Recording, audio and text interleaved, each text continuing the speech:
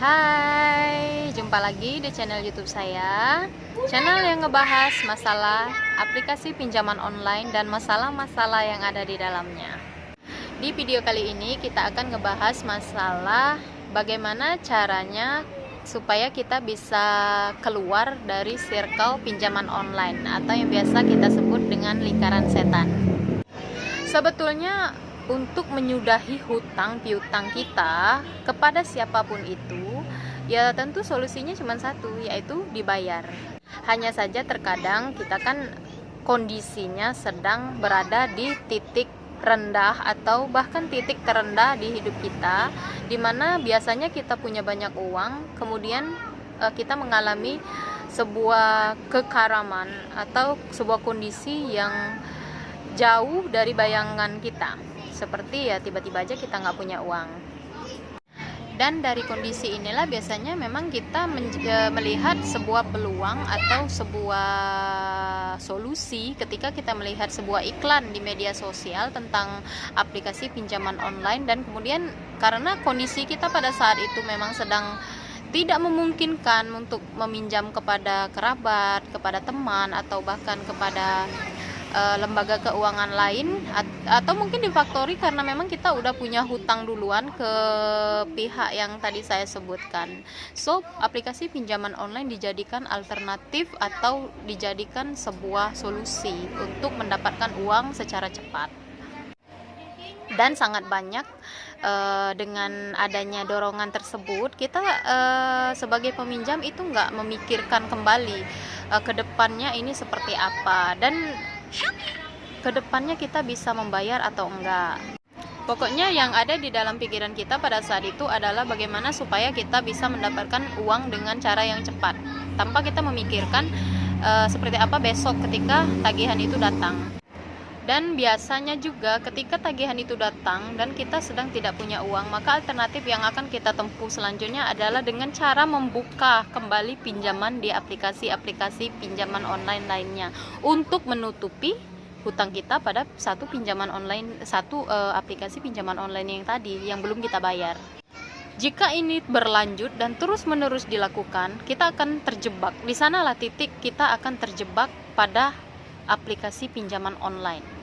Sistem gali lubang tutup lubang. Ajukan pinjaman di tempat A untuk menutupi pinjaman di tempat B. Kemudian ajukan pinjaman ke tempat C untuk menutupi pinjaman di tempat aplikasi B, dan begitulah seterusnya. So, untuk kalian keluar dari circle ini, berapapun tagihan yang kalian miliki dan berapa aplikasi pun yang memang sedang berjalan pinjamannya, maka nggak ada jalan lain untuk kalian itu selain stop di situ, stop aja di situ, berhenti. Nggak perlu kembali mengajukan pinjaman ke aplikasi lain untuk menutup hutang kalian di satu aplikasi lainnya. Nggak perlu kalian pikirkan bagaimana solusi atau bagaimana cara kalian mendapatkan uang secara cepat lagi.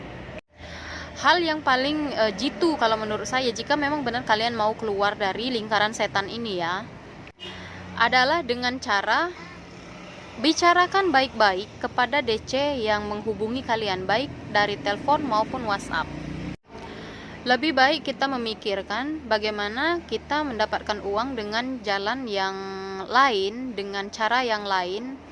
Untuk seorang wirausaha bisa dengan cara berjualan, berdagang, atau dengan cara mencari pekerjaan untuk melunasi hutang-hutang kalian yang ada di aplikasi-aplikasi pinjol ini tadi. Karena jika kalian tetap ingin mengajukan pinjaman kembali ke aplikasi-aplikasi yang ada, itu nggak akan membuat kalian keluar dari circle tersebut. Kecuali memang kalian tiba-tiba mendapat sebuah bom rezeki gitu kan, bom materi yang bisa melunasi semua hutang kalian dengan cepat. Lantas bagaimana Kak supaya kita nggak merasa terteror atau nggak merasa ketakutan ketika DC-DC itu selalu menelpon dan mengancam untuk menyebarkan data-data kita? Perlu diketahui, DC-DC dari perusahaan pinjol Itu ada dua ya. DC dari aplikasi pinjol itu ada dua.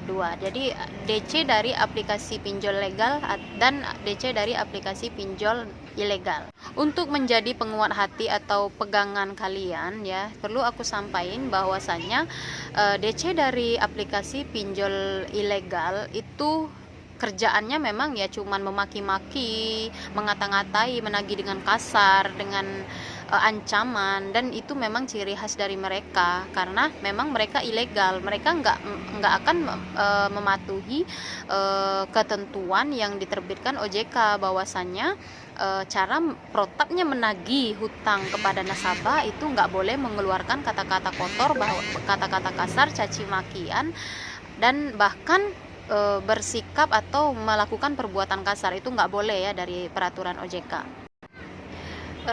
Itu ada dua ya. DC dari aplikasi pinjol itu ada dua. Jadi DC dari aplikasi pinjol legal dan DC dari aplikasi pinjol ilegal. Untuk menjadi penguat hati atau pegangan kalian ya, perlu aku sampaikan bahwasannya DC dari aplikasi pinjol ilegal itu kerjaannya memang ya cuman memaki-maki, mengata-ngatai, menagih dengan kasar, dengan ancaman, dan itu memang ciri khas dari mereka karena memang mereka ilegal. Mereka nggak akan mematuhi ketentuan yang diterbitkan OJK bahwasannya cara protapnya menagih hutang kepada nasabah itu nggak boleh mengeluarkan kata-kata kotor, bahwa kata-kata kasar, caci makian, dan bahkan bersikap atau melakukan perbuatan kasar itu nggak boleh ya dari peraturan OJK. So dengan tindakan mereka yang memang mengancam, memaki-maki, itu memang sasarannya seperti yang udah saya jelasin di video sebelumnya. Sasaran mereka itu adalah untuk mengenai mental kita, mengenai psikis kita sebagai nasabah atau klien mereka. Dan mereka memang tidak memiliki suatu SOP ataupun suatu protap yang harus mereka patuhi, sebuah peraturan yang harus mereka patuhi karena memang statusnya mereka ilegal. So memang kalian akan mendapatkan hal-hal yang seperti itu ketika kalian berurusan dengan pinjaman ilegal. So sebenarnya untuk pinjaman ilegal kalian cukup ngeghosting aja sih sebenarnya, ganti nomor handphone, atur kembali pengaturan handphone kalian ke setelan pabrik. Sebenarnya itu udah bisa ngeghosting sih sebenarnya, tanpa kalian harus takut DC mereka itu akan datang ke rumah. Nggak bakal. Kenapa aku bisa seyakin ini mengatakan bahwasannya DC dari perusahaan pinjaman online yang ilegal itu nggak bakalan datangin kalian ke rumah, karena memang mereka itu udah melanggar hukum. Dari cara mereka menagih, dari cara mereka menyebarkan data kalian, itu memang sudah melanggar hukum. Jadi kalau memang mereka datang ke rumah itu sama aja dengan menggali kubur mereka sendiri. Lain halnya dengan perusahaan pinjaman online yang ilegal. Mereka pasti jika mereka memungkinkan, memang mereka akan datang ke rumah dan menagih kepada kliennya, dan tentu saja SOP dari penagihan itu pun ada aturannya gitu. So kalian ya yang perlu kalian lakuin ya udah hadapin aja, bicarakan aja apa permasalahan yang sedang kita alami, apa kesulitan yang sedang kita alami. Dan satu yang aku peringatkan, jika kalian memang belum punya uang, jangan pernah dijanjikan kapan hari pasnya kalian akan membayar. Karena jika kalian menjanjikan, ya otomatis mereka akan semakin sering menghubungi kalian.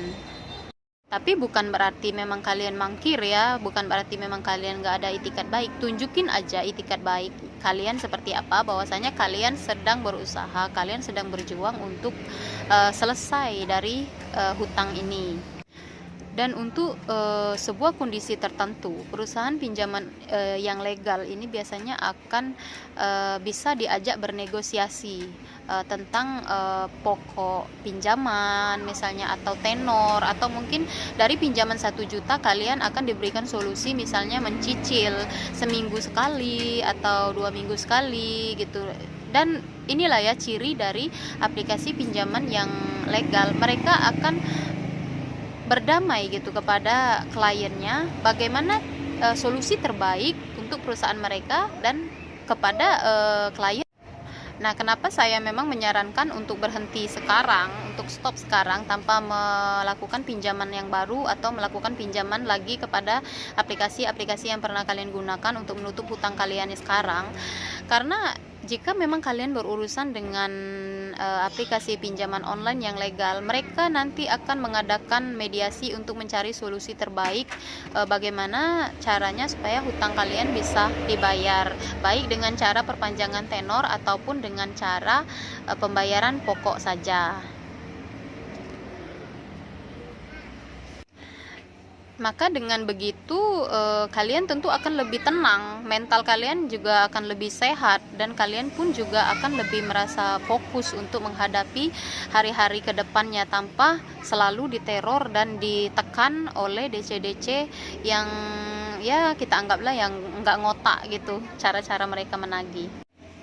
Oke, untuk semuanya yang udah nonton video ini sampai selesai, makasih banyak. Tetap dukung channel YouTube saya untuk lebih berkembang lagi ke depannya, lebih mengedukasi lagi ke depannya. Dan untuk kalian yang masih terjebak di dalam lingkaran setan, circle ini harus kalian hentikan. Salam semangat, salam sehat, dan salam bahagia selalu. Jangan lupa like, share, and subscribe channel YouTube ini. Dan jika ada pertanyaan atau usulan yang ingin kalian diskusikan kepada saya, silakan tulis di kolom komentar. Makasih, sampai jumpa kembali.